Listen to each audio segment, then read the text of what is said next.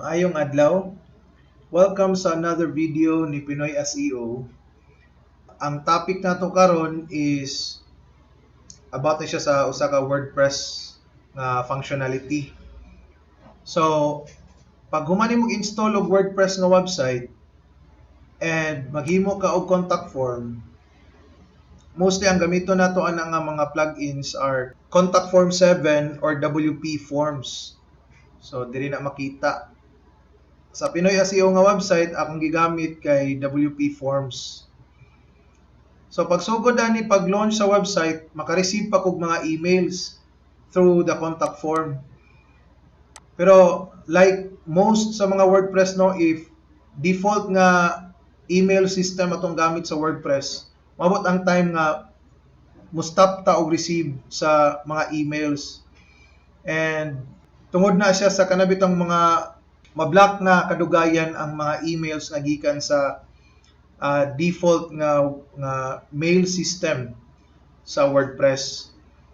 So mo nang ang solution nga buhaton ani if tan-aw nimo nga kaning mga contact form magbutang ka and dili na ta ka-receive og email is to install a SMTP nga plugin. And akong ginagamit is ang tawag niya kay Gmail SMTP. So through that, magamit tag SMTP server sa Gmail, atong dira nato ipaagi ang atong pag-send og mga emails. Most of the time successful gina pirmi.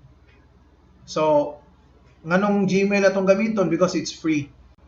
So karon pakita na ko sa inyo unsaon pag-set up ang Gmail SMTP para wala na tay problem mag-receive og mga emails through our contact forms. So akong ginagamit ani Gmail SMTP nga plugin.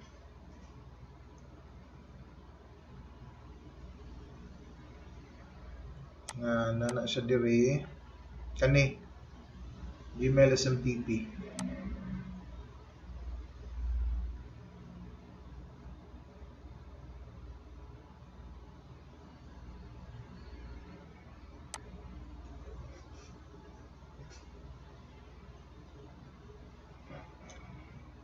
So while it's downloading no. So for example na ako'y kuan diri na ako'y kani download free nga checklist.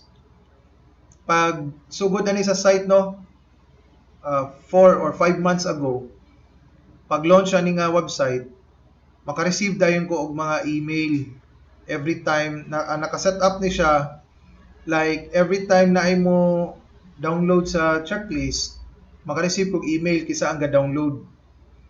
So for example kani nga page nako, every time na imo download sa checklist, sa SEO checklist no, ako ning gi-offer for free. Every time na mo download, maka-receive jud ko og notification kisay ka download sa iyong name nga email address. Katong pagsugod ani nga website. But now, every time na mo download dili na ko kabantay or wala na ko email nga ma-receive. Even sa spam dili na mo sulod. So wala jud siya ga-send or na-block jud siya from the server pa no sa kaning WordPress or mail server nga gigamit aning WordPress. So kani mo ni siya ato ta sa settings. Set up nato ang profile. So na siya documentation diri ato i-follow. So basically ang ato ang kuanan ni goal is i-green ni siya. Butang natong mga info nato diri nga atong mabuhat. And then pag mo green ni, that means okay na ato ang Gmail or ang ato ang Gmail SMTP nga setup. So mani ko diri nara diri no ana. Dayon ere. So mo ni ang pagsugod to ko sa API nga dashboard. Dayon maghimo tag account nga gamit lang ako ang Gmail. Login, create new project. Sige. Pasabot na ni maghimo tag API nga mogamit ta sa Gmail nga server para sa ato ang emailing. Okay, agree ta ani. Okay ra. Ana. So create project. Pinoy SEO Gmail na organization. Ano lang, create. Ang next na to, paghimuan na is maghimo tag credentials kani atong auth client ID.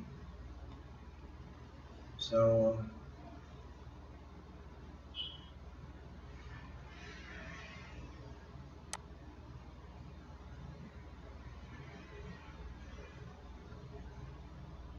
okay.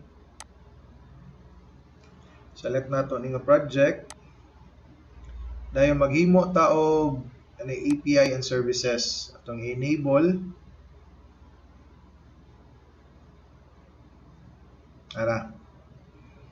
And then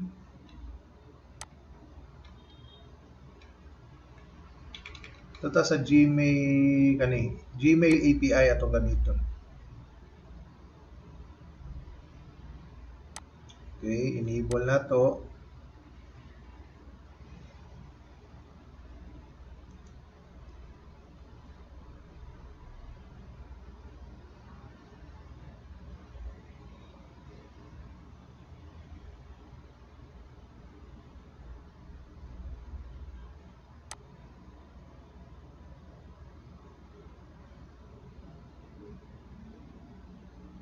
Create credentials dayon ta para atong magamit ni nga kuan nga API. So credentials dayon external. So there is the application data.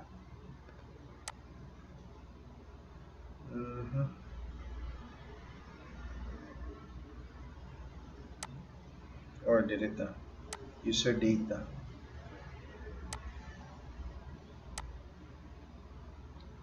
Next, app name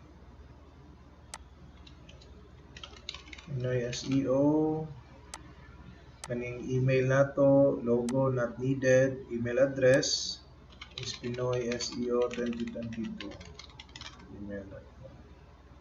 Save and continue.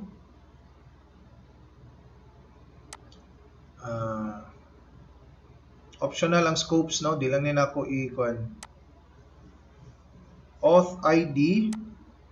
So, diri ko sa web application. Web client. Okay. Add URI. No, not add URI. Add redirect URI. Kani. So, walang kanilang. Add authorized redirect URI. Ato ning kani. Butang na to. Ana. Create ta.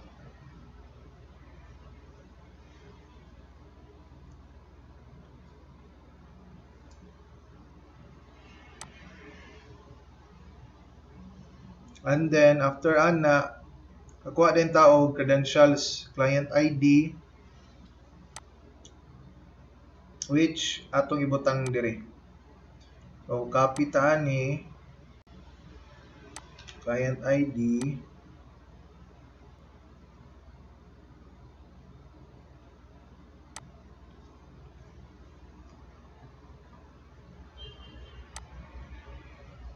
So, na diri mahimo na to ato ang kuan.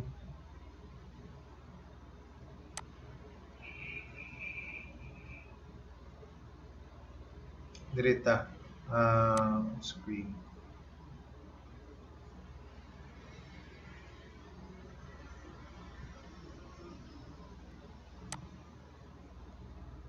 Pangitaon na to ang Yan kani client secret.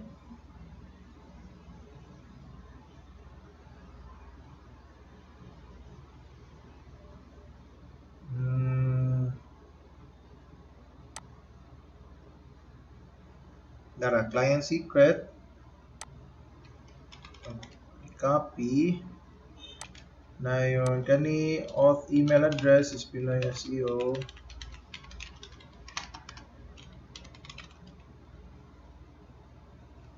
From email address, same lang ako ibutang. From name, Pinoy SEO. Encryption niya is kanilang recommended. SMTP port.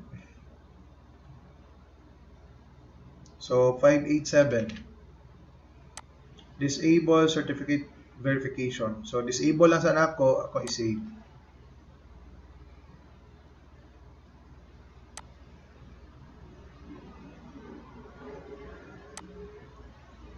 Okay, na siya grant permission, mugawas diri. Grant permission na to, i-connect na niya ang kaniadtong email, i-connect na niya sa ato ang kaniadtong web application, i-connect sa ato ang WordPress. So katong gigamit nato nga email ganina, completed verification. So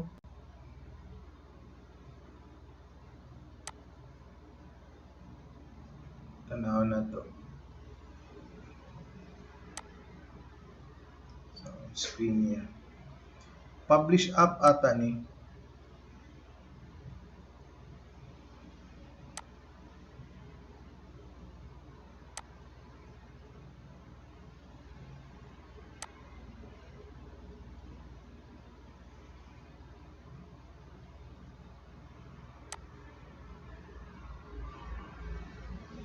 I-refresh ta. So gi-publish app din nato no pag mag-set up tanaw nato. Mubalik ta dito sa grant permission. So again, ang details na dire grant permission.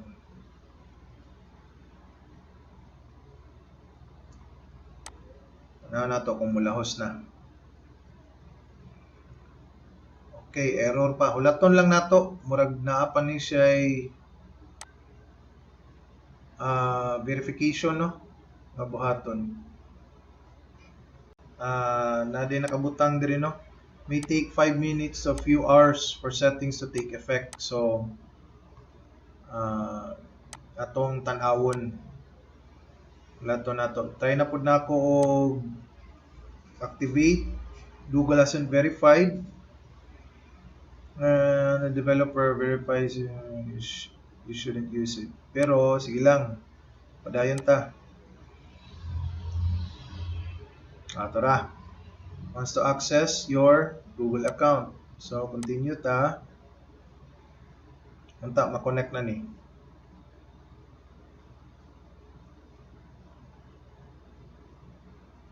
Let's see.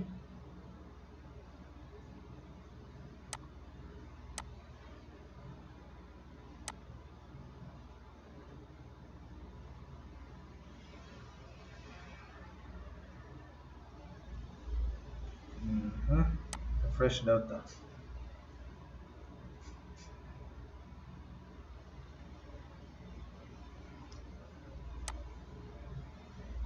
Ganito sa general. Okay. Nag-check na siya. So to test, dirita test email.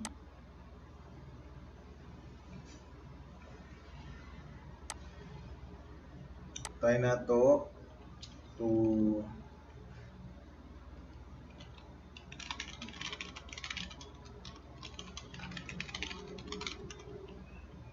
test from Pinoy SEO site. Send ta. So kani akong other email no. Akong sendan og test gikan diri sa Pinoy SEO nga website. Now let's see if maka-receive. So mo to no katong test nato nga gibuhat ganina, the testing ta dire. So nipadulong siya sa ako ang other Gmail and naka-receive ta. So inani yang itsura ana. So karon atong i-try og test if maka-receive jud ta kung naay mag fill out ani nga form sa ako ang checklist. Pag okay na ni siya, that means na set up na ang Gmail SMTP na to and working na po ang other forms ana. So i-try na tong test. Himo lang kog test diri, test. Pwede any email lang, tanaw na to.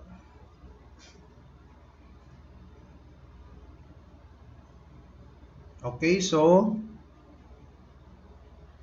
naka-receive ta no sa katong gi-fill out nato diri nga info sa form. Karon nagbalik na pud tag-receive og mga emails gikan sa atong site, and notice nga ang nakabutang na gyud is ako ang Gmail.